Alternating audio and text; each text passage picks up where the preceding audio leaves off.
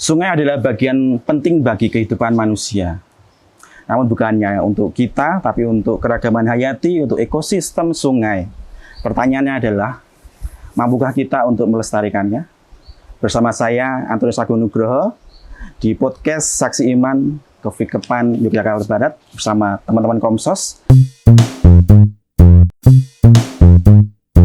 Dan kali ini, saya mengajak semuanya untuk bisa terlibat, untuk bisa sadar bagaimana ekosistem ini harus terjaga dengan baik. Dan saat ini saya sudah bersama dengan dua narasumber yang kali ini bisa datang untuk bisa sharing, untuk bisa mengungkapkan apa yang sudah mereka hasilkan, mereka lakukan untuk sama-sama berjuang untuk menjaga kelestarian alam. Bersama saya di sini ada Bapak Wawan dan Bapak Pur, Mas Pur dan Mas Wawan. Bisa dikenalkan terlebih dahulu Pak Wawan dan Pak Pur. Pak Pur. Pak Pur. Saya Irawan, aktivitas di pegiat sungai daerah istimewa Yogyakarta. Saya berasal dari paroki Babatan, Kabupaten Sleman, Yogyakarta. Dari Babatan, ya. Kemudian Pak Mas. Oh ya. Saya Purnomo Widyo Nugroho, tapi di luar sana banyak orang memanggil saya Catak. Saya dari paroki Goro, Kulonprogo. Aktivitas ya belajar merawat hulu air dan mata air di kawasan Samigaluh dan sekitarnya ya. Ya, Samigaluh. Samigaluh itu perbukitan Menoreh. Perbukitan Menoreh. Ya. Karena kita tidak jauh-jauh ngobrol tentang aliran sungai, tentang air. Untuk tema yang saya bawakan hari ini adalah semakin Katolik dan Apostolik melalui aktif dalam penggiat dan pencinta sungai di Yogyakarta. Itu. Berbicara tentang pengalaman ini, Pak. Asal muasal Pak Wawan itu bisa terjun sebagai aktivis, seperti itu, aktivis lingkungan khususnya sungai. Pertanyaan pertama untuk Pak Wawan dulu. Dulu ceritanya bagaimana, Pak? Ceritanya ya karena saya sekolah di teknik lingkungan. Tapi sebelumnya karena saya sering bermain di sungai. Masa kecilnya saya dekat rumah saya dekat sungai. Artinya hampir setiap hari saya lewat jembatan untuk beraktivitas. Ya bermain ke sekolah, lama-lama lalu sering bermain ke sungai, mencari ikan. Nah dari situ kemudian ketertarikan itu semakin kuat ketika muncul banyak peristiwa yang menyenangkan di sungai. Oh yes. Bermain dengan kecipak sungai, kecipak air itu menyenangkan. Nah dari situlah awal mula, lalu membongkar lagi kenangan, kesenangan, hobi lama, lalu ingin melestarikan, merawat sampai pada itu tentu ya menjaga supaya sungai ini tetap bersih, mengalir, lestari, biotanya lengkap, vegetasinya beragam, ya bisa menyediakan air bersih untuk kita semua. Itu aja Mas Agung. Sederhana itu kok. Sangat sederhana ya. Atas peristiwa masa kecil yang membahagiakan mungkin seumuran saya, usia 37 tahun ini, Pak. Saya juga merasakan bagaimana indahnya bermain dengan teman-teman ke sungai, mandi, mancing dan lain sebagainya. Mungkin di era sekarang ini anak-anak Gen Z mungkin tidak merasakan yang sama seperti saya atau Bapak. Nah, semoga nanti dengan adanya sungai yang bersih ini mereka bisa meluangkan waktu bukan hanya bermain gadget tapi juga lihat ini loh, apa yang diciptakan Tuhan itu sangat luar biasa indah. Gitu. Nah, kalau dari Pak Pur, asal muasal kok bisa terjun sebagai aktivis dan katakanlah juga meneliti bagaimana hulu mata air itu bisa sampai ke sungai, ke katakanlah ke samudra. Ya sebenarnya tidak jauh berbeda dengan Mas Wawan. Pada akhirnya setelah dirunut, oh ini merawat ingatan masa kecil gitu. Saya lahir di kawasan yang memangku Sungai Elo di Magelang. Sungai Elo, Magelang. Lalu tumbuh dan dibesarkan di Samigaluh, bergantung pada mata air, dan lalu sering bermain di sungai, seperti itu. Ketika perjalanan membawa saya kemana-mana, lalu saya memutuskan pulang, apa yang saya temui tidak seperti ketika saya masa kecil. Tak pikir gerakan pertama yang mendenyutkan itu karena, oh iya, ini dulu membesarkan saya. Oh, ini tempat bermain saya. Yo, saya pengen merawatnya saja gitu. Karena ya apa? Ya dia menjadi penyusun dari kehidupan saya sendiri. Iya. Dan warga, teman-teman. Gitu. Tak pikir merawat ingatan ya. Ya, saya lanjutkan pertanyaan. Kalau saya ke perbukitan Menoreh, ke daerah Lawangse, kemudian Samigaluh, itu banyak sekali selang-selang kecil dari mata air sampai ke rumah warga. Nah, itu saya rasa sulit sepertinya mencari mata air di daerah pegunungan. Sulit, tapi kalau saya di 4 tahun terakhir akhirnya tidak hanya menemukan cerita bagaimana dulu ada sebuah mata air digunakan oleh orang luar desa, akhirnya menemukan jejaknya mata air dan kondisinya sudah ditinggalkan atau rata dengan tanah. Ya udah, kita panggil lagi kembali, tidak hanya ingatan pada akhirnya, tapi juga pengetahuan bagaimana merawat. Termasuk selang-selang itu ada yang berjarak butuh 10 roll selang untuk mengakses air bersih.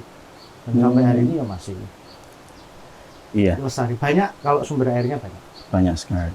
Ya, dari cerita awal yang disampaikan tadi, saya melihat bahwa Pak Wawan dan Pak Pur itu melihat adanya keprihatinan dan mungkin secara lebih jauh lagi adalah kekhawatiran apa yang akan terjadi kalau misalkan sungai ini tercemar, kemudian sungai ini menjadi abrasi dan ekosistemnya itu tidak berlangsung dengan baik. Seperti itu ya Pak ya? Ya, khawatir itu pasti. Pasti ya. Hanya khawatir sebenarnya ya prihatin aja. Ya, prihatin. Lah kondisi sekarang ini kan tidak banyak orang melihat sungai sebagai bagian dari kehidupan.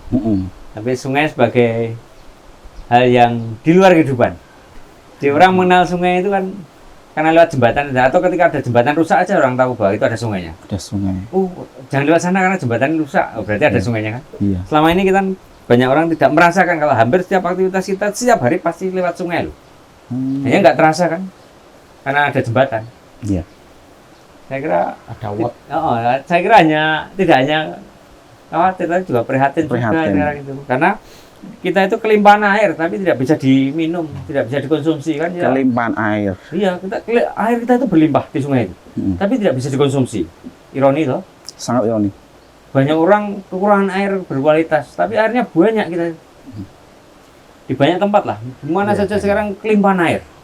Tidak hanya di hulu, di desa, di pinggiran kota, di tengah kota pun banyak air, tapi tidak bisa dikonsumsi. Nah, karena ya pencemaran. Bahkan sedimen-sedimen yang terkumpul menjadikan sungai itu menjadi dangkal, kemudian penyempitan air yang sangat melimpah dan akhirnya banjir. Seperti itu yang kita temui ya Pak dalam berita-berita saat ini ya. Dan banjir itu kan kelimpahan air toh. Kalau logika kita pakai logika optimis saja ya. Kita itu kalau ketika banjir kelimpahan air tapi tidak bisa dikonsumsi. Jadi unik, aneh sebenarnya. Sementara banyak sekali orang selalu kekurangan air bersih. Nah tugas kita sekarang kan membersihkan air yang ada dekat kita gitu yang di dekat kita terlebih dahulu ya, yang kita sadarkan. Itu sederhana banget. Yang bisa kita jangkau adalah sesuatu yang dekat kita. Yang bisa kita pikirkan adalah sesuatu di luar diri kita bisa kita pikirkan, tapi tidak bisa dijangkau, dilakukan. Yang mari kita lakukan yang dekat-dekat, paling dekat. Yang dekat-dekat saja. Nah, kalau sungai lembah, kemudian kita merasa, dan yang terjadi saat ini adalah kita kelebihan air sampai banjir. Lalu apakah yang di perbukitan, yang di pegunungan itu mata air semakin berkurang? Kalau mata air tidak berkurang dalam arti fisik, tapi berkurang dalam kemampuan dan juga kapasitas atau kualitas airnya. Karena ada mungkin faktornya terlalu banyak ya, perubahan tanah atau lalu perubahan pola tanam, yang dulu kawasan mata air atau hulu air itu sangat lekat dengan pohon-pohon besar. Hari ini isinya pohon-pohon, tapi itu pohon-pohon produktif. Oke, dia menyimpan air, tapi airnya buat dia sendiri, tidak dibagi untuk tanah dan atau lalu mengalir ke mata air atau ke pecahan di hulu air. Kalau jumlah tidak berkurang, debitnya yang berkurang. Oh, debitnya berkurang. Lalu bukan itu saja, kualitasnya berkurang. Tapi yang jelas kita kekurangan besar itu kekurangan kemampuan merawat kembali apa yang sebenarnya menghidupkan kita ya. Masyarakat kita ini kan sangat dekat dengan sungai dan sumber air. Itu tempat pertama yang biasanya dicari orang ketika akan membuka hunian baru. Itu sumber air. Sumber air. Kalau misalkan di pegunungan itu kita butuh pohon untuk menyimpan air ya Pak ya. Tapi kalau di lembah kita butuh pohon untuk menghalau air supaya tidak banjir atau abrasi. Lalu itu. Emang ada jenis-jenis pohon yang bisa kita harapkan seperti itu Pak? Ya, beragam pohon ini sebenarnya punya kekuatan untuk menyimpan air. Enggak kapasitas simpanannya saja yang beragam. Beragam pohon, beragam jenis, spesies pohon, semua vegetasi yang berakar itu punya kemampuan untuk menyimpan air sekaligus memanfaatkan. Enggak ada banyak pohon yang kemampuan menyimpan airnya banyak. Seperti macam-macam ada bambu itu ya. Ada bambu itu buat penyaring juga, ada gayam, ada bule, randu. Pohon-pohon yang mampu menyimpan, punya kekuatan menyimpan air lebih banyak ketimbang pohon-pohon yang lain. Tapi prinsipnya adalah pohon itu punya kekuatan untuk menangkap dan menyimpan air sekaligus untuk mengelola air sesuai dengan kapasitas pohon itu. Nah, maka kita sangat menentang tanda petik gitu ya monokultur. Karena keragaman pohon inilah yang sebenarnya akan menjadi sesuatu yang penyeimbang, menjadi penyeimbang dari tanah, penyeimbang dari keanekaragaman hayati. Nah, dengan monokultur kan lalu tidak ada penyeimbang. Kalau semua menyimpan air dalam banyak, lalu akhirnya menimbulkan longsor, banjir. Tapi kalau semua menyimpan yang ditanam adalah pohon yang kemampuan menyimpannya rendah, maka kekeringan, mudah terjadi kekeringan. Dan seterusnya. Maka kalau multikultur, konteksnya adalah biodiversitasnya terjaga, saling membantu mereka. Yang kekurangan air mendapatkan suplai dari yang kelebihan air. Yang kelebihan air mampu untuk didistribusikan pada yang kekurangan air. Jadi pohon ini atau vegetasi ini sebenarnya sudah saling berkomunikasi melalui akar dan tajuk daun. Di atas mereka berbagi curah hujan. Dengan tangkapan daun. Tajuk daun itu akan menangkap bulir-bulir hujan. Sampai di batang kemampuan menyerap mengalirkan. Percabangan yang lebih banyak, ada yang tidak bercabang. Sampai di akar mereka berbagi lewat tudung akar. Ini kehidupan ini sudah sedemikian tertata oleh pohon-pohon yang beragam itu. Betul. Sederhana itu sebenarnya siklus ekologi atau siklus pohon itu sesederhana yang bisa kita tangkap karena mereka punya polanya sendiri. Itu menjaga, tadi disampaikan Mas cara menjaga supaya tetap mampu untuk berkualitas. Air ini jadi berkualitas. Mereka punya daya serap, daya tangkap, daya pemurnian. Pemurni ada, jadi dengan sendiri-sendiri fungsinya pohonnya masing-masing. Berarti kalau kita berbicara tentang sungai, berarti kita harus sadar bahwa vegetasi di sekitarnya itu juga harus terpelihara ya Pak ya. Adanya pohon sebagai perindang, kemudian dari hulu juga vegetasi hayatinya juga beragam, bukan hanya monokultur tadi. Karena sekarang misalkan karena kebutuhan ekonomis hutan dibabat, kemudian ditanami jati, mahoni. Padahal jati itu Sengon. adalah salah satu jenis pohon yang kemampuan menyimpan airnya itu kecil daripada pohon beringin atau pohon bambu. Ya nanti bukan jadi hutan lagi, tapi perkebunan. Perkebunan. Karena Satu seragam. seragam. Hutan itu tidak monokultural. Iya. Ya. Sebenarnya tidak bisa disebut hutan jati atau hutan bambu. Nggak bisa. Oh, nggak bisa. Hutan selalu Beragam. isinya beragam. Beragam. Kalau kebun bambu, kebun jati, ya Ya. boleh. Artinya kalau dari hulunya itu saya katakan rusak, Ya, ke hilir, ke lembah, berdampak Pasti. Pasti. Karena mengalir. karena karena mengalir. mengalir ke bawah. Airnya mengalir. Iya, seperti itu berarti. Nah, lalu kita masuk ke sungai. Ke sungai, kemudian aliran sungai katakanlah seperti itu. Kesadaran dari masyarakat untuk memelihara itu secara gampang adalah misalnya sanitasi, kemudian pembuangan sampah yang mereka tidak melalui prosedur yang benar, itu pencemaran air, itu sangat berdampak khususnya untuk ekosistem sungai ya Pak ya. Ini menjadi keprihatinan yang sampai saat ini pemerintah pun juga lagi gencar-gencarnya bagaimana menaturalkan kembali sungai-sungai yang ada di khususnya di perkotaan. Nah, bagaimana ini kalau di Yogyakarta, Pak? Ya prinsipnya kan sederhana ya, bahwa sungai itu punya jalurnya sendiri. Yang kedua, pahami bersama bahwa sungai itu nadinya bumi. Nadi itu artinya seperti tubuh kita ini, ketika nadi itu terganggu, tersumbat bahkan, kepala kita kan pusing, tidak produktif, tidak nyaman, dan sebagainya.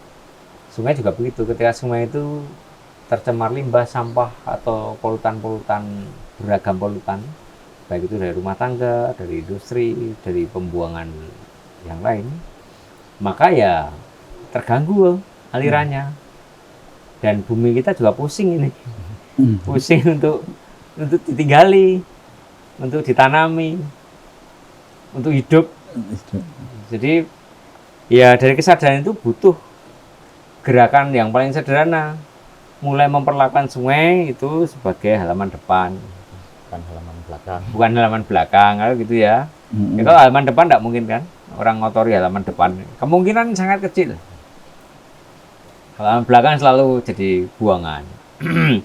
Maka gerakan-gerakan yang paling sederhana, aksi gitu ya. Sekarang mulai ada di kota itu ada namanya program M3K. M3K. Mundur, munggah, madep kali. Jadi Mundur, orang munggah, yang tinggal di pinggir sungai itu sekarang mulai mundur dari bibir sungai. Lalu munggah, mundur, munggah, dinaikkan rumahnya, pembangunannya, model panggung gitu. Terus menghadap ke sungai. Kenapa dinaikkan? Ketika terjadi luapan tidak kebanjiran. Terus menghadap ke sungai. Nah, karena menghadap ke sungai, maka sekarang orang tidak lagi membelakangi sungai, buang sampahnya jadi malu. Orang BAB ke sungai jadi malu karena menghadap ke sungai rumah-rumah warga. Nah, ternyata ini cukup berdampak efektif. Ya, misalnya contohnya di Pringbulung, Code di kota ya ini ya. Ini sudah mulai menghadap ke sungai. Lalu di kanan kiri sungai sekarang dibuat kayak jogging track, sebenarnya lebih tepatnya adalah jalur inspeksi ya. Tugasnya adalah fungsinya tidak hanya secara estetika bagus gitu, tidak. Tapi ada fungsinya ketika terjadi bencana itu evakuasinya mudah. Yang kedua, biasanya kalau di kota di pinggir sungai itu pemukiman padat gitu ya. Maka kalau terjadi kebakaran, pemadam kebakaran bisa masuk, minimal kendaraan pembawa pompa air itu bisa masuk. Menjadi ironi konyol gitu ya. Kalau terjadi kebakaran banyak air tapi tidak bisa dipadamkan karena mobil pemadam tidak bisa masuk. Iya. Nah, sekarang dibuat begitu supaya minimal mobil pembawa pompa air bisa masuk karena sumber airnya ada di sungai. Nah, variabel-variabel seperti ini sekarang baru disegarkan lagi,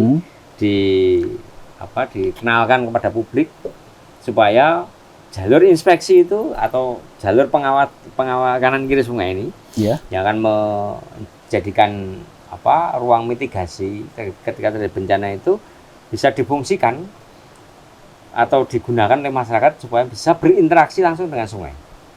Sehingga tiap hari jadi orang melihat sungai itu terjadi keruh atau tidak.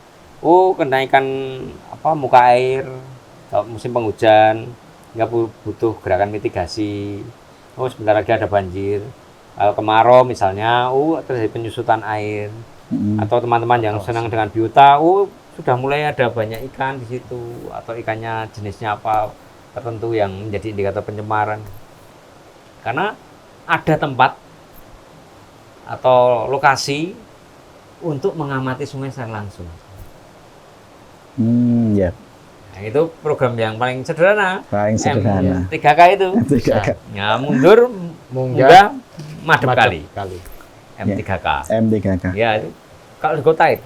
Karena peradaban kita kan memang Nah, sungai ya. sebenarnya peradaban kita kan sungai. Sungai. Dan menghadap dulu itu. Menghadap sungai. Membelakangi itu kan belum lama. Ya. Membelakangi. Ketika infrastruktur berpusat di daratan, maka membelakangi sungai akhirnya. Betul sekali, Pak. Ya. Dari M3K tadi kan terwujud sebuah komunitas ya, Pak. Sebuah komunitas secara pribadi kita sebagai umat Katolik bahwa membangun komunitas itu sama saja membangun gereja. Gereja dalam artian luas itu adalah perkumpulan aktivis-aktivis katakanlah di sini masyarakat-masyarakat yang peduli, bukan gereja sebagai fisik seperti yang kita tempati untuk ibadah, tapi gereja bagaimana yang kemanfaatannya itu bisa berdampak luas. Salah satunya M3K. Nah, lalu kalau yang di aliran sungai Lembah ini ada M3K, yang di hulu Kalau yang di hulu, komunitasnya komunitas kami kebetulan namanya Cagar Urip. Cagar Urip. Cagar Urip. Ya, berbasis di Samigalo. Memang wilayah garap itu masih fokus pada menyapa kembali, merawat kembali mata air dan hulu air. Komunitas kecil, tapi ya berjalan lah 4 tahun ini konsisten. Aktivitasnya macam-macam, dari mendata, membaca mata air ini dari batuannya, batuan kapur atau batuan vulkan, lalu menentukan pohonnya, lalu ya mendata semuanya, kualitas air terkininya seperti apa dan seperti itu. Ya seperti itu. Dari komunitas-komunitas tadi, ya pada intinya adalah kebermanfaatan untuk masyarakat luas. Ya kalau di kami di Cagar Urip itu ya ini merawat tanah tempat tinggal kami. Dan kami menyadari kami ini tidak tinggi, tapi kan kami tinggal di ketinggian, perbukitan menoreh. Kalau lalu mata airnya tidak terawat, hulu airnya tidak terawat, ya kita ingin mengajak teman-teman berpikir pada teman-teman yang berkeadilan dengan teman-teman yang di bawah sana, yang di hilir, pasokan airnya atau lalu kesehatan sungainya. Makanya ya udah kita menanam, mendata dan merawat lah seperti itu. Dengan adanya kelompok-kelompok tadi yang mengusahakan terciptanya hulu dan hilir sampai kebermanfaatan tadi, kan tentunya kita tinggal di Yogyakarta ini, katakanlah sebagian besar ini adalah agraris ya Pak ya. Selain kulturnya adalah agraris karena banyak yang masih bertani dan berladang. Keberagaman kita, kemudian persawahan kita juga masih luas, walaupun mulai banyak berkurang. Salah satu manfaat seperti itu ya Pak. Ya memang begitu. Jadi kita tidak bisa menutup kemungkinan perubahan-perubahan pemanfaatan lahan. Makanya kan komunitas, kalau kami di komunitasnya namanya di Sleman itu Forum Komunitas Sungai Sleman. Sungai Sleman. Ya. Ada berapa Pak? Kalau sekarang komunitasnya ada 33 komunitas yang terverifikasi aktif di 16 sungai yang ada di Sleman. Di Sleman itu kami mendata ada 52 sungai. 52 sungai. Ya, dari Moyudan sampai Prambanan, dari Girikerto sampai Berbah. Sungai Selokan termasuk Selokan tidak, selokan itu irigasi. irigasi. Ya, Kalau selokan Mataram itu termasuk irigasi. Jadi bukan sungai itu ya. Bukan sungai. Jadi sungai besar dan kecilnya itu. Kalau sungai besar yang berulang langsung di Merapi ya 4 di Sleman ini. Karena Siap. ada kali apa? Kali Boyong, Boyong, Kuning, Kuning, kemudian Opak, Opak, ya. terus satu lagi Kerasak. Progo enggak masuk. Rokokan bukan Oh, di Sleman. bukan Sleman. Rogo nanti di Sindoro. Oh, Sindoro. Hulunya. Oh, Hulunya ya. tidak di Merapi. Bukan di Merapi. Iya. Ya. Dulunya Sindoro. Hulunya di Sindoro. Itu jelas ya. Skemanya sudah jelas itu. Jadi alirannya kemana, beban bencananya seperti apa, itu sudah terprediksi. Meskipun kapan terjadinya agak susah. Bisa tapi agak susah. Sehingga pendekatan kami kepada tadi singgung soal gereja misalnya, pendekatan kami ya sekarang itu ada 6 pendekatan untuk mengenal sungai. Satu, pendekatan morfologi sungai. Di masyarakat itu harus kenal dengan sungainya. Sungai saya itu seperti apa sih? Sehingga supaya kasus 2019 di Sleman, kasus siswa yang hanya di Kali Sempor, dengar ya, deh, ya, dengar. itu tidak terjadi lagi karena ternyata korbannya adalah masyarakat sekitar situ. Sehingga kan tidak gagap sungai kita itu. Yuk kita tanggap sungai. Yang terjadi kan gagap dengan sungai kita sendiri. Maka harus mengenal morfologi sungainya. Morfologi sungai itu ada topografi, ada ceruk. Sungai kita itu kelokannya seperti apa, arusnya seperti apa. Yang kedua, ya kita harus mengenal ekologi sungai. Ekologi sungai itu biota dan vegetasi apa yang mengikuti yang dekat dengan sungai itu. Vegetasi jenisnya apa saja, yuk kita lestarikan lagi, kita kembalikan lagi. Kalau tadi menaturalisasi, itu kita lebih tepatnya restorasi sungai, Restorasi. merestorasi kembali sungai kita itu ada vegetasi apa, ada biota apa. Yang ketiga itu pendekatannya pakai sosiologi sungai. Jadi sejauh mana interaksi masyarakat terhadap sungai, misalnya tadi disinggung agraris. Sejauh mana mereka memanfaatkan aliran sungai itu untuk pertanian, perkebunan, perikanan. Jangan-jangan sebelum memanfaatkan itu tahu-tahu sudah buat kolam renang. Wah, kan dia konyol juga gitu. Ya, harusnya kan elementer Iya. bahwa sungai itu untuk hidup, untuk pertanian, Itu dulu. perkebunan, perikanan, ya. Jelas lah itu. Jelas. Belum sudah diambil jadi apa minuman kemasan. Nah, repot lagi. Jadi kan tidak merata akhirnya. Agraris kita pakai lagi dengan memanfaatkan tadi sosiologi sungai itu. Yang keempat itu pendekatan religi dan budaya sungai. Ini menarik. Bahwa sekarang di Jogja ini, di DIY bahkan, mulai dari Gunung Kidul, Kulon Progo, Sleman, Kota Jogja, dan Bantul itu ada merti sungai. Merti sungai. Nah, perayaan sungai. Merti Labuan sungai. Labuan tuh ada Labuan. Merti kali, Merti kali. Itu kan merti sendang. merti sendang, merti tuk. Wah, Ya, sudah. mata air Sudah. banyak sekali. Itu artinya bahwa gerakan masyarakat peduli sungai itu ada. Mereka butuh sesuatu di luar dirinya untuk menguatkan, menjaga alam ini. Pakai merti perayaan budaya kan tuh. Ya. Religi itu ada doa-doanya. Religi dan budaya sungai, budaya mata air. Itu untuk menguatkan bahwa ini untuk perayaan ya. Karena hampir semua peribadatan kita di Basicnya air. Indonesia ini, termasuk bahkan di luar negeri bahkan ya, Ya. Iya. memulai ibadat itu selalu menggunakan air kok untuk mencucikan diri. Betul. Di sekali. gereja ada air suci, Dari, you know, dari ketika- baptis dulu. baptis dulu. Baptis. Islam ada wudhu, Hindu ada Itu ada. petirtan, Petirtan. percikan itu. Labuan. Melukat. Labuan, Ya. labuan itu kan nah itu kan tugasnya air adalah mencucikan diri. Supaya kita itu suci untuk beribadat. Suci, bersih. Ya. Nah, bersih kan? Nah, menjadi ironi nanti kalau untuk baptis saja kita harus cari air kemasan Iya, beli di iya. toko karena airnya nggak ada yang bersih nih. Iya. Nah, kan menjadi ironi nih. Nah, lalu pendekatan kelima itu mitigasi dan tragedi. Jadi masyarakat kita ajak juga, yuk kita bareng-bareng memahami tentang bagaimana mencegah banjir, mencegah Iya. kekeringan, longsor. Sebenarnya sungai itu tidak pernah akan ada kebanjiran dan tidak pernah akan ada kekeringan. Kalau morfologinya tadi benar. Karena ketika masih ada tebing yang di kanan kirinya ada vegetasi lengkap tadi, beragam tadi, ketika banjir, ketika musim penghujan, maka tugas ini sungai tebing itu akan mengendalikan arus kanan kiri menyerap air. Sehingga airnya tidak meluap. Beda kalau di talut existing gitu ya, fisik. Maka arusnya akan kencang banget. Sehingga pasti hilir akan kebanjiran. Iya. Tengah bahkan hilir. Bahkan sekarang hulu di Dulu talut aja sudah banyak karena tidak menyerap, Iya, ya, betul. tidak menyerapkan kiri Berubah. air. Ketika terjadi musim kemarau, air yang tadi itu diserap dengan kiri akan dikembalikan ke sungai oleh akar Iya. tebing itu melalui pancuran-pancuran rembesan itu. Rembesan. Ya sungai itu tidak pernah akan ada kekeringan dan kebanjiran kalau vegetasinya itu terawat.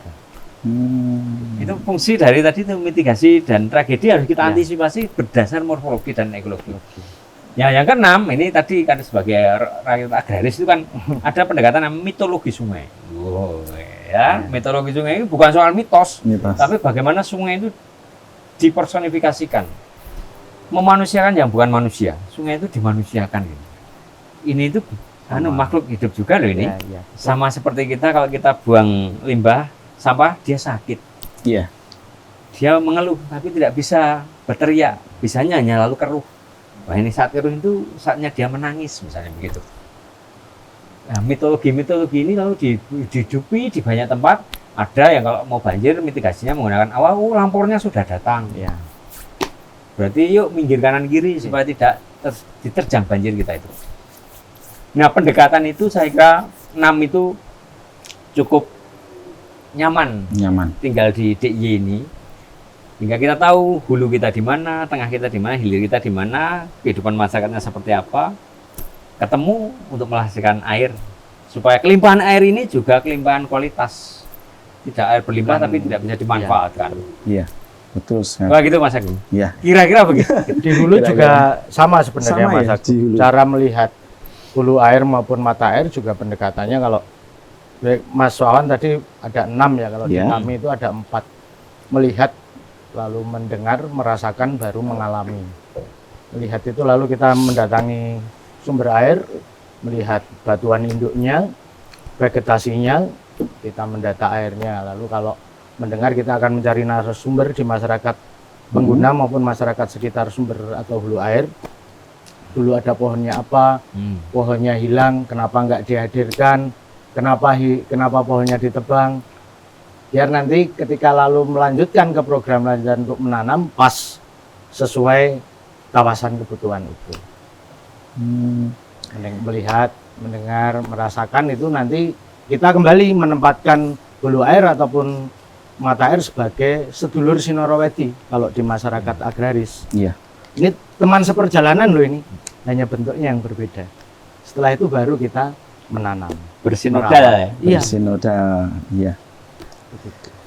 Lalu entah kita sadari atau tidak bahwa paroki gereja yang ada di Yogyakarta itu semuanya itu hampir sebagian besar itu dekat dengan sungai. Kita ambil contoh dari barat ya, ada paroki Boro, Ya. kemudian paroki Sedayu, kemudian paroki Gamping, kemudian paroki Bintaran, Oke. Kota Baru, dan sampai ke arah timur sana. Ini sebuah kebetulan atau memang by desainnya orang zaman dahulu itu seperti itu? Bisa jadi karena Ya. Yesus dibaptis di Sungai Yordan. Ya. Pada konteks gereja. ya? Nah, ini Pada kan konteks gereja. bisa ya? jadi di Bisa konteks jadi. gereja karena Yesus dibaptis di Di Sungai Sungai Yordan. Yordan. Maka titik temunya ya di dekat adalah sungai sungai. supaya Iya. ada baptisan. Iya betul. Biar Bisa ya biar bisa baptis. Iya. Biar kalau mau Kayak baptis. Sendang ini kan iya. juga di pinggir Wah, sungai ini nih. di pinggir sungai dan di Sendang kuno ini. Wow. Perumasan ya. Artinya ini bisa jadi. Bisa Iya, jadi. bisa. Artinya ini kan bisa menjadi bagian yuk kita berpikir lebih jauh. Iya. Apakah karena memilih lokasi itu karena berdasar tadi itu riwayat baptisan atau memang kuasa ilahi bahwa sumber air itu sumber kehidupan, Iya. Iya. dekat dengan sumber kehidupan. Air itu kan sumber kehidupan. Iya betul. Jadi orang kekurangan air itu lebih parah dampaknya ketimbang kekurangan makan, dehidrasi dan sebagainya. Iya. Dan Jadi juga ini aman ya, gitu. iya. Kalau ada air itu aman. Tubuh kita juga mayoritas Mayoritas isinya Isi air. air. 60 sampai 70% kan. Air, Kita iya. Mm-mm. Dan penyembuh peradaban air itu. Betul sekali. Iya. Nah, lalu kita sebagai umat Katolik, khususnya juga masyarakat, dan gereja, paroki, menurut bapak-bapak ini sebagai penggiat sungai, dalam hal ini Mas juga aja kita itu wah bawa air, Yang Bapak pantauan. apakah yang dilakukan oleh paroki yang bersinggungan dengan sungai ini sudah sesuai, atau maksudnya apa yang dirasakan oleh mas-mas ini ada yang kurang atau sudah berada di jalan yang benar? ini Di alur sungai yang benar atau yang keruh? agak susah jawabnya Ya. karena kayaknya itu tidak usah menjawab pertanyaan, tapi menanggapi saja. Iya, menanggapi Kita saja. menanggapi persoalan, tidak menanggapi pertanyaan. Ya. Betul aja, itu aja. Jadi ya harapannya, Harapannya. gereja mulai pedulilah dengan sungai. Mulai peduli, Ya. Kalau yang sudah peduli mulai ajak-ajak. Iya. sudah peduli mulai ajak-ajak, Kalau yang sudah ajak-ajak mulai bergerak. Iya. ajak-ajak mulai bergerak. Nah, kalau yang sudah bergerak mulai share gerakannya. Seperti apa sih gerakannya? Hmm. Kalau sudah mulai share gerakannya, maka pertahankan atau konsistensi saja. Hmm. Nah, belum bergerak kalau sudah ngomong konsisten. Iya, belum bisa. Ya, jelas tidak mungkin kan? Nggak mungkin. Memulai dulu. Mulai dulu. Memulai dulu. Nah, tingkat memulai kan Iya. sudah, tapi tadi disampaikan memulainya dari mana? Dari yang bisa dilihat. Iya. Paling dekat. Dekatmu itu ada sungai apa sih? Selesaikan di dekatmu dulu. Belum sudah ngomong, kita yang di Jogja ngomong peduli Citarum. Wah, jauh banget. Kacau. Lah wong Bedok aja dekatmu aja belum tergarap baik kok. Boyong dekatmu aja belum tergarap baik. Iya. Opak dekatmu belum tergarap baik. Progo juga demikian. Misalnya begitu. Misalnya. Maka yang bisa dilihat itu kan menjadi indikator sederhana untuk bergerak. Karena bisa dilihat kok. Sehingga gerakannya Ada di sekitar. ada di sekitar, sehingga cepat respon, kita menunggu respon cepat. Nah, konteksnya gereja tadi, respon cepatnya adalah gerakan masyarakat, gerakan umat.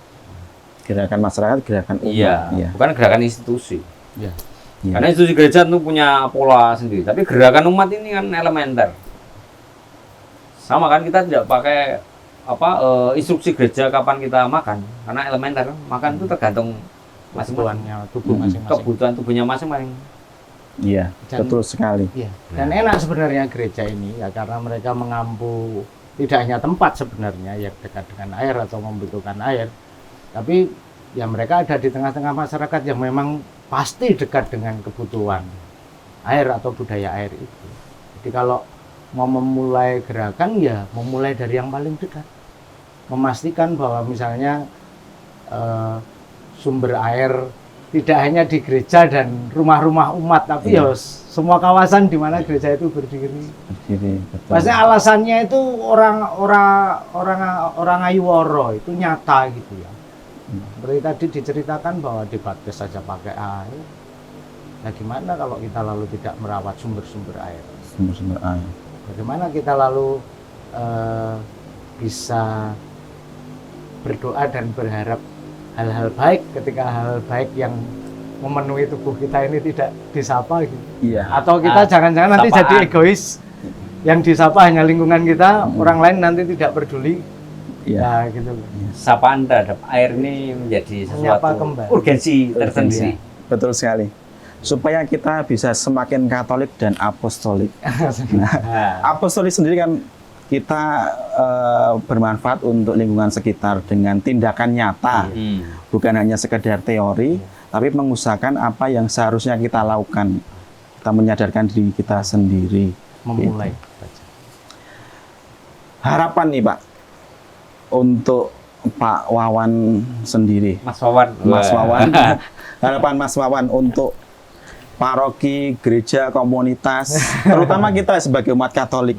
Harapannya kepedulian seperti apa dan harus seperti apa yang kita lakukan. Yang jelas peduli itu ada banyak tingkatan ya. Iya. Ada yang melihat sungai kotor lalu Risi beraksi. ngomong, Ya. tadi aku lewat sana sungainya kotor banyak sampah. Peduli tingkat pertama. Kedua, lihat sungai kotor lalu diviralkan. Itu juga peduli daripada enggak ngapa-ngapain. Mm. Nah, peduli ketiga lalu dia memviralkan lalu mulai ajak-ajak. Yuk kapan kita Resik. bersih di sana. Lalu setelah itu dia mengakomodir, yuk buat kelompok Nah, tingkatan-tingkatan inilah yang sebenarnya bisa kita lakukan. Harapannya gereja mulai memunculkan itu, Ya. baik secara personal maupun komunal. Di personal itu dirinya sendiri bergerak, secara komunal mengajak. Bagi anak-anak atau orang-orang muda, ya viralkan saja. Viralkan Nah, orang-orang saja. muda itu kan senang dengan viral Ya, viralkan saja. viralkan saja. Itu harapannya begitu. Nah, setelah itu diakomodasi, diprogramasi, maka nanti akan ketemu. Pada konteks tertentu setelah institusi ketemu. Sebenarnya paroki ini peduli dengan sungai enggak sih? Peduli dengan air enggak? Dilihat aja. Sungai di dekatnya Terawat atau tidak? terawat atau tidak, baik atau tidak. Sesederhana itu kok. Iya. Karena dekat. Dekat menjadi indikator. Nah, udah. Lanjut pertanyaan untuk Mas Wawan, perlu enggak paroki itu atau gereja membangun komunitas khusus untuk menangani atau untuk menumbuhkan kepedulian tentang sungai? Kalau memang dibutuhkan, Iya. ya perlu. Komunitas. Ya, butuh dulu apa? Butuh tidak? Butuh Mereka atau tidak? butuh air bersih, butuh Iya. sungai yang lestari atau tidak? Kalau Gereja. butuh, pasti komunitasnya Iya. terbangun dengan sendirinya kok. Gereja butuh membumi apa tidak? Ya. Nah, jadi komunitas itu terbangun dari gerakan, Iya. bukan komunitas akan menggerakkan. Gerakan, tidak. Tidak. Tapi Gerakan dulu. gerakan dulu, baru gerakan ini lahirlah komunitas. Oh, ini kita harus berkerumun nih. Berkerumun. Kalau komunitas dulu mencari gerakan itu kayak pengumuman, yuk kita adakan sepeda gembira supaya kita sehat. Nggak perlu ada komunitasnya. Iya, Karena betul. ada gerakan, ada pengumuman acara sepeda gembira kok. Iya. Berarti baru akan bersepeda ketika ada acara sepeda gembira. Dan bersepeda ketika sedih. Sedih. Padahal bersepeda itu menggembirakan. Kalau akan bertahan kelompok-kelompok itu kuat karena banyak orang yang sudah bersepeda dulu, lalu berkumpul membuat kelompok Bangun komunitas. klub sepeda. Dimulai dulu aja. Nah, dimulai dari personal tadi. Iya. Personal lalu bergerak menjadi komunal. Ya. Kalau di kami di Cagar Urip mengajaknya misalnya ada teman-teman live-in atau teman-teman di residensi di komunitas, memulainya adalah mencari tahu sumber air yang digunakan rumah per rumah itu dari mana. Tidak hanya teknik mendatangkan airnya, entah itu pakai peralon, diurusi dusun atau desa, atau pakai selang secara mandiri. Tapi mengajak orang sampai tahu sumber airnya itu di mana. Kayak apa kondisinya terkini. Yuk, ini penting nggak? Penting. Ya ayo kita rawat. Begitu. Iya. Memulai dari rumah. Memulai, iya. Semuanya berawal dari bagaimana kita memulai untuk bisa mengajak umat Katolik, khususnya di paroki kita masing-masing seperti itu, supaya sadar bagaimana bahwa kelestarian ini harus kita jaga bersama-sama. Ya. Terakhir nih, harapannya, apakah sama? Mungkin beda dong dengan Wah. Kalau saya Pak catat, Pur. Mas Pak catat. Pur. Oke, kalau harapan tuh saya selalu tidak bosan untuk melangitkan harapan ya. Berharap. Iya, tapi Melangit. pada akhirnya kan harapan itu harus menemu lubuknya ya. Lubuknya itu ya dikembalikan ke misalnya kita warga gereja, umat gitu. Lalu kita ini melihat keadaan sekeliling, realitas sungai, realitas hulu air, realitas vegetasi di kiri dan kanan atau seputaran sumber airnya kayak apa. Ya harapannya nggak usah pakai yang ribet-ribet. Maksudnya kamu membutuhkan air, ya udah materialkan harapanmu dengan merawat sumber airmu. Kamu butuh sawah ladangmu butuh pengairan yang berkualitas ya, karena akan menentukan hasil panen yang berkualitas. Ya ayo, tidak mencemari sungai dengan limbah atau kotoran. Ya selalu, tapi ya ayo dimulai begitu. Harapan itu menurut saya tidak bisa kita langitkan terus-menerus. Harus dimaterialkan, harus dibumikan. Harapan itu harus punya kemampuan berani menemukan keberanian menurut saya. Dan tidak hanya gereja menurut saya, ya umat aja. Umat aja dulu. Ya kita sadar diri aja. Iya. Gereja harapannya wes kokean. Iya. Kita ini kamu mau menghidupi harapanmu seperti apa kan gitu. Kan misalnya ini Mas Agung, hari ini mungkin akses air masih enak ya. Tapi Mas Agung baik juga berpikir anak saya besok akan masih dapat air yang berkualitas kah? Masih bisa lihat sungai yang alami dengan batuan, dengan vegetasi kiri kanan yang beragam kah? Masih melihat ikan-ikan asli kah atau tidak? Burung-burung. Nah itu kita itu tidak pernah berhenti berharap. Tapi berani menemukan keberanian membumikan harapan yang kita ini enggan, menurut saya. Banyak selesai di apa ya? Inilah jagongan. Jadi mirip seperti kalau orang banyak menjelaskan, mari kita pelihara sumur sebagai sumber air. Ya. Lah kalau kayak saya tinggal di perumahan itu tidak pernah melihat sumur. Anak-anak Gen Z yang tinggal di perumahan itu tidak pernah melihat sumur. Yang mereka lihat hanya keran pump. Keran. Jadi tidak pernah ngerti sumur dangkal, sumur kering, sumur berlimpah air, tidak pernah ngerti. Beli apalagi. Taunya keran-kerannya nanti hanya hidup atau mati. Keruh atau jernih. Betul. Selesai. Ketika kerannya mati, protes pada penyedia air. Ketika kerannya kotor, bingung, tidak alternatif untuk mana yang bisa dipakai dan seterusnya. Maka tidak pernah melihat sumur, sehingga tidak pernah melihat sumber air. Iya. Ironi kan, kita ngomong banyak hal tentang sumber air, mereka tidak pernah melihat. Bagaimana mereka mengenal? Saya dari awal ketemu Mas Wan sepakat bahwa kontribusi kita menghadap alam itu bisa macam-macam. Tidak lihat sungai, lihat keran, dari keran sumbernya mana, lalu kamu akan ambil posisi merawat itu dari mana. Itu semua punya kesempatan itu, hanya kayak kesempatnya selalu sempit gitu ya, jadi tidak pernah diambil. Ya, sangat luar biasa. Terima kasih sekali atas perjumpaan dan sharingnya, Mas Wawan dan Mas Pur. Semoga apa yang disampaikan tadi bisa menginspirasi umat semuanya dalam menjaga kelestarian sungai. Dan perlu kita sadari juga bahwa Kitab Kejadian juga mencatat Tuhan menciptakan Taman Eden untuk manusia, untuk merawat sehingga taman itu menjadi taman yang indah untuk bisa kita tinggali. Dan di sini kita manusia, inilah surga kita, surga yang harus kita rawat. Bagaimana kita mengupayakan beramal kebaikan untuk bisa bermanfaat bagi keanekaragaman ciptaan Tuhan sesama, supaya kelangsungan kita ini bisa diwariskan ke anak cucu kita. Sekali lagi saya berterima kasih Pak Wawan, Pak Pur atas kedatangannya pada hari ini, sangat bermanfaat sekali dan sharingnya sangat menginspirasi. Begitu dari kami Komsos Kepikepan Yogyakarta Barat, Gemati Open lan Ngopeni. Sekali lagi Komsos Kepikepan Yogyakarta Barat, Gemati, Open lan Ngopeni.